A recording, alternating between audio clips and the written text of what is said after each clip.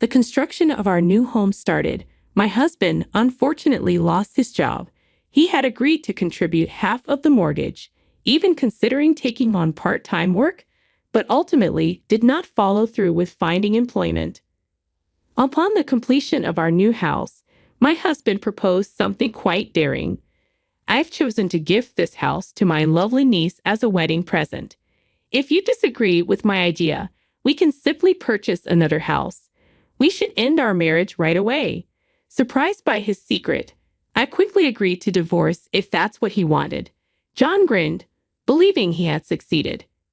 After swiftly filing for divorce, he inquired about the division of property, which caused a noticeable shift in his attitude once I revealed that I knew his secret. With the help of another person, his original plan veered off course, resulting in a remarkable turn of events. We had been married for 3 years. Next year, I will be celebrating my 30th birthday, and my husband, who is in his mid-30s, talked about the possibility of having children. Given the physical demands of childbirth and the unpredictability of our current health, I decided to have children before reaching my mid-30s and discussed it with my husband. He recommended taking time before starting a family. If it felt overwhelming, he mentioned wanting children but recognized that our current home was too small for a family, suggesting we think about purchasing a house. Raising children involves significant financial commitments, and purchasing a home may entail almost 3 decades of mortgage payments. By that time, my husband will probably be in his mid-60s and retired. I wanted to avoid placing any financial strain on our children. My mother balanced a full-time job with raising me, taking care of the house, and supporting my father until she retired. I always looked up to her and chose to balance work with taking care of the home. With determination, we meticulously planned for our home, selecting a builder and initiating our new home project. Luckily, we had some savings, so we opted to increase our down payment to prevent any potential mortgage difficulties down the road. Right when everything seemed to be falling into place, my husband's company went bankrupt, leaving him without a job or any severance pay. I asked him if there were any signs of the company's impending failure, but he snapped back, saying he couldn't have known since he wasn't an executive. One morning, he found himself unable to enter his workplace due to a notice announcing the company's bankruptcy the day before. It was a small company, and it appeared that the president and other responsible parties had disappeared overnight, without even leaving that month's salary. Considering the uncertain future, I proposed that we think about buying the house, but my husband was adamant about moving forward since we had already made significant progress. Because of his strong motivation to secure a new job quickly, I decided to pause the plan. He was hopeful about swiftly securing a new job. We chose to proceed with our plan after he landed a new job. He began frequenting the job center and eagerly looking for jobs online. My spouse also secured some temporary employment while searching for a permanent job, but it was on a call basis and unpredictable. His willingness to share the mortgage payments and dedication to doing so eased my mind, especially since my income was steady and we could handle things without his help for now. I've made the decision to proceed with our home project.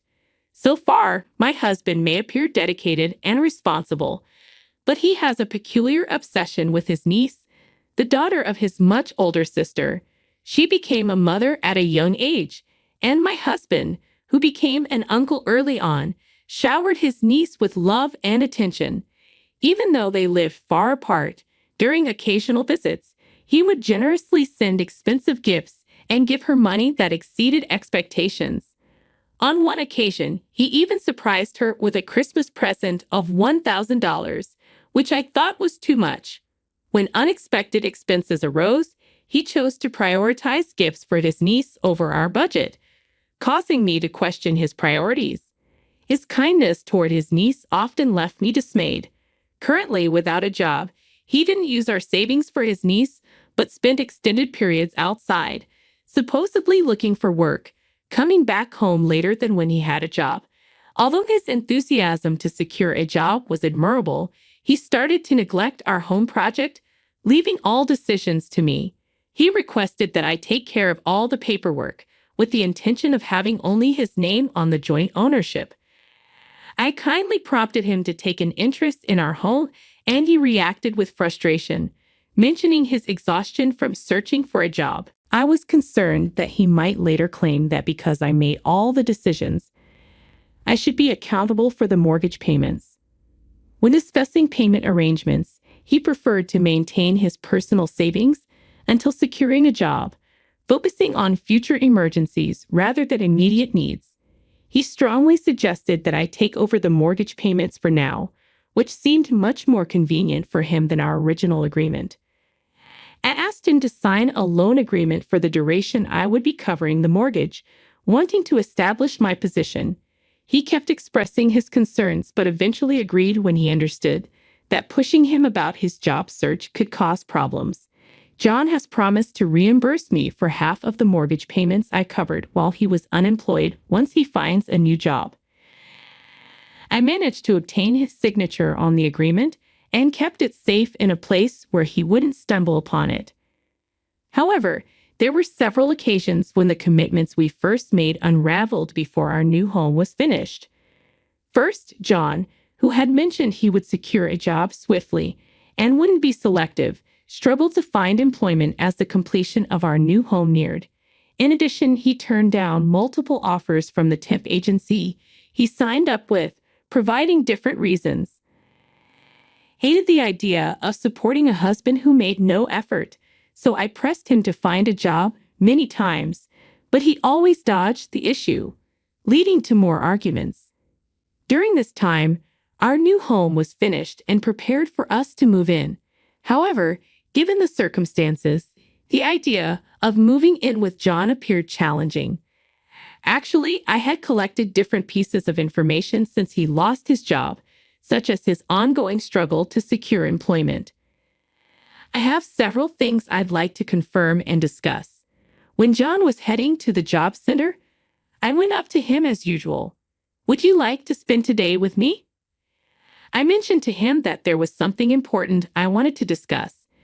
John attempted to steer the conversation away, emphasizing that securing a job was his main focus. He suggested discussing it later, pointing out that skipping a day at the job center wouldn't make a difference, especially since it was uncertain if he had any interviews lined up. I stood my ground, insisting that he pay attention to me. John made a bold statement. "A nagging woman isn't cute. You know what? Hey, I have something to share with you as well."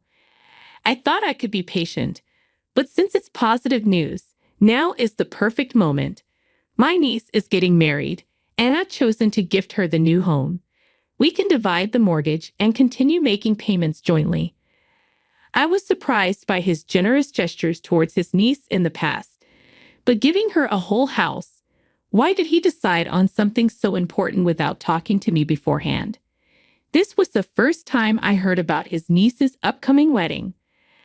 "I haven't consented to this. Is this a decision you can make independently?"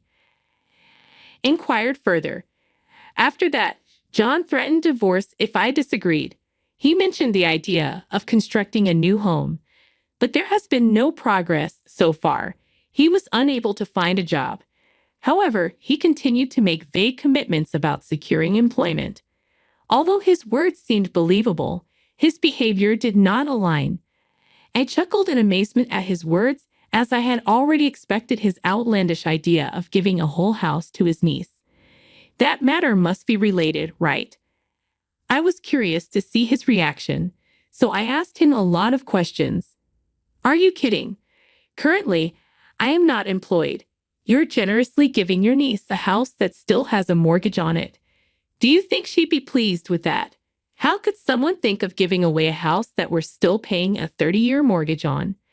Furthermore, presenting a house with an outstanding mortgage as a gift for a celebration appears to be transferring a significant financial responsibility, which is quite shocking. I'd also inquired about what this meant for our plans to start a family, considering we bought the house for when our family expands. John confidently replied to my questions, stating he wouldn't be affected by a divorce. He'd avoided answering my questions and only mentioned the possibility of divorce without providing any explanation. It felt like we were from different worlds, making conversation nearly impossible. There were several topics I had planned to talk about, but it turned out that John was more difficult than I had expected. I was considering discussing divorce, so I quickly agreed to his suggestion. If you agree to my terms, including leaving the house and finalizing our divorce, I will listen to anything, John said. You can go ahead and file the divorce papers first. But I prefer to settle the division of property after the divorce is officially finalized. I also want to get ready for living on my own, so let's sort everything out once you calm down, I told him. John was amenable, stating he would adhere to my requests as long as he could initiate divorce proceedings right away. Actually, my intention to get ready for living alone was just an excuse. I have one more thing to take care of. I informed John that I required some time to get ready for living by myself as a tactic to delay without him catching on. After some time, I finished all my pending tasks and was just waiting for the perfect time to reach out to John. Then, maybe feeling a bit antsy or stumbling upon something, he reached out to me initially. How can I help you today? Why is our new home being listed for sale? That was meant to be a present for my niece, and it's something we both own anyway. He was upset over the phone, accusing me of selling our jointly owned home without his knowledge and refusing to listen to anything I had to say. After allowing him to express his feelings, I replied, I was aware that you were attempting to shift all the payments onto me. Did you actually believe it was still jointly owned? You seemed very eager to get a divorce. I assumed you would have double-checked that detail. When you requested joint ownership, it was arranged accordingly. But I decided to change the ownership because I was concerned that he would avoid payments and try to claim the house as his own. After the house was completed, he began acting strangely, believing he could keep his true intentions hidden. He adamantly claimed the house was for his niece, convinced that no one suspected him. I managed to pay off the entire mortgage using my savings. Little did John know, my parents had sold the land inherited from my grandfather to provide cash for a payment. My parents always preferred purchasing things outright instead of taking out loans, which they considered to be uncertain and risky. They helped me out financially so I could purchase the house outright. I had thought about taking their advice, but then John lost his job. Worried that his behavior might worsen if he found out about the money, I chose to stay quiet. Furthermore, I questioned whether he would reimburse me if I paid for everything. I refrained from informing him to avoid overshadowing my parents' kindness. John was very upset when he found out about the ownership change and blamed me for not keeping our promise about the house. Is the house still standing?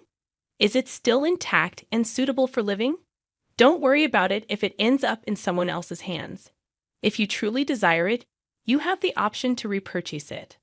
I believe I had the freedom to make decisions about the house I owned outright, but residing in a home designed by an ex-spouse didn't sit well with me. John, feeling upset by my statement, asserted his entitlement to a portion of the proceeds as marital property. He requested a prompt share, ensuring to verify the exact amount later. I asked him to meet up, mentioning that I had more information to share. Arriving early at the agreed-upon location, I waited for him. When John arrived and started talking, I revealed something that caused him to stop speaking abruptly, the findings of a private investigator's investigation into his behavior. The report contained evidence of his extramarital relationship, featuring prominent photos of him kissing another woman in public, dining out at upscale restaurants, and entering hotels.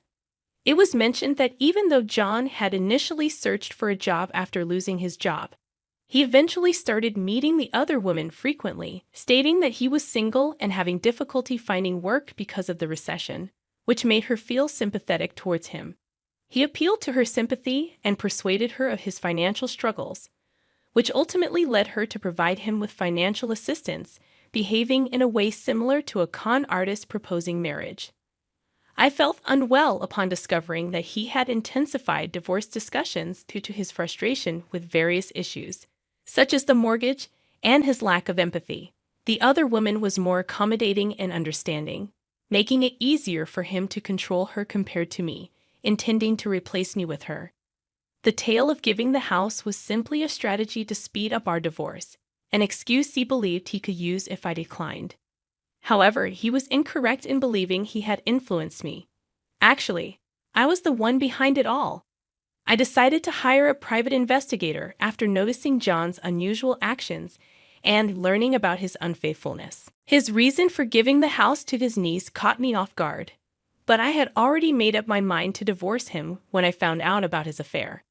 I wanted to chat about this issue with John before we settled into our new place.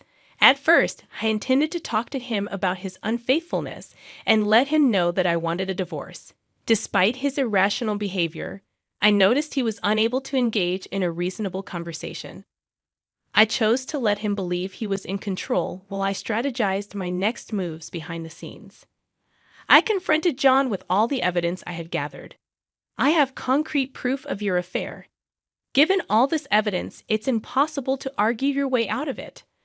I will be seeking compensation from you. You were aware but chose not to speak up. What sort of person does that make you, choosing to remain quiet about your spouse's unfaithfulness? Hey there, was it you who betrayed me? John's assertion of being a cherished husband was quite ridiculous, prompting me to scoff in response. He tripped over his words before reiterating his claim to a portion of the assets. That's when I decided to reach out to John's father as a final option. I let him know that John was requesting a division of assets. John began passionately explaining why I should include his father. But when I mentioned his father wanted to talk to him, he stopped abruptly. I handed the phone to John on speaker so he could hear his father reprimanding him. His father reprimanded him for his behavior, questioning how a man in his 30s could act so shamefully, and criticizing him for causing family breakdown while still demanding a share of assets. John has always had a challenging relationship with his father, finding it difficult to stand up to him since he was young. His father strongly dislikes dishonesty, especially when it involves hurting or deceiving others. After John proposed to divorce, I quickly reached out to John's father for advice, seeking assistance if I couldn't resolve it on my own. He encouraged me to leave my cheating husband and assured me he would talk to John. However, I had many things I wanted to say to John myself. Fearing he might run away if his father intervened, I chose not to speak. I wanted time after our divorce to coordinate with John's father and make sure John didn't find out about the house sale. Additionally, I wanted to clarify John's relationship with his niece and decided to call John's sister while John's father was present. I directly inquired whether her daughter had ever received expensive gifts or large sums of money from John, and she answered in the negative. John's sister noted that whenever John was invited to birthday parties, he always showed up without bringing any gifts, just inexpensive cars. My niece was completely unaware of the supposed marriage or the house gift, and she found it ridiculous and unwelcome. John's father and John's sister were also unaware of John's supposed affection for his niece. Where did all the money John said he spent on his niece disappear? John's sister proceeded to share important details about John's history. At the age of 20, he was detained during a police raid at an illegal casino. Confronted by his father's disapproval, John begged his mother to keep it between them, confessing to trading valuable items for money. Despite his pledge to stop, his addiction appeared to be pathological. John's father noticed some missing items from their storage and decided to address John's gambling habits while expressing concern for his niece. Are you using your niece as a cover for your gambling? Despite being unemployed, you still engage in gambling. He instructed John to return home for a serious re-education, emphasizing that the asset division is not intended for funding bets. John reluctantly agreed to his father's terms, giving up any rights to assets and agreeing to provide compensation. Thanks to John's father's help, a lawyer he connected me with verified that John had given up his rights to any shared property, enabling me to obtain all communal assets. Moreover, Thanks to John's father's thoughtfulness, I was given a lump sum inconvenience fee from John, which was well above the standard rate. Initially, I felt anger towards John's affair partner. However, as the investigation into John's behavior extended to her, my feelings shifted. She thought John was not in a relationship and facing financial difficulties, so she offered him financial assistance despite her own money troubles. I realized she was also being manipulated by John. Even though she was tricked, she showed regret for the possible impact on my family and tearfully said sorry. She kindly offered a small sum of money as compensation, which I declined, grateful for her sentiment. I let her know that, as another victim of John's deceit, she might be eligible for some compensation, clarifying that when someone promises marriage while also making financial demands, it could be considered fraudulent. She promptly acted on this advice. During the confrontation at John's parents' house, when she accused him of using marriage as bait, John's father became furious. He recommended that she file a police report and insisted that John surrender himself right away, which created quite a stir. John humbly asked for forgiveness from his affair partner and his father, promising to return all the money he had swindled to prevent police intervention. His limited savings were entirely used up in repaying his affair partner and handling the damages, leaving him with no money. After retiring, John's father had ample time to keep a close eye on John, enforcing strict supervision that made a prison seem lenient. John's efforts to evade the surveillance were brief. He returned to his father's doorstep within 2 days due to hunger. John's father was upset by John's indecisiveness about staying or leaving, leading him to disown John and express his disappointment. Now that the house is sold and I have the proceeds, I'm looking forward to investing in some personal rejuvenation. I secured a top-floor apartment in a building I've always dreamed of living in. I look forward to savoring the view, indulging in delicious food, and cherishing the time away from John, recognizing the years spent together.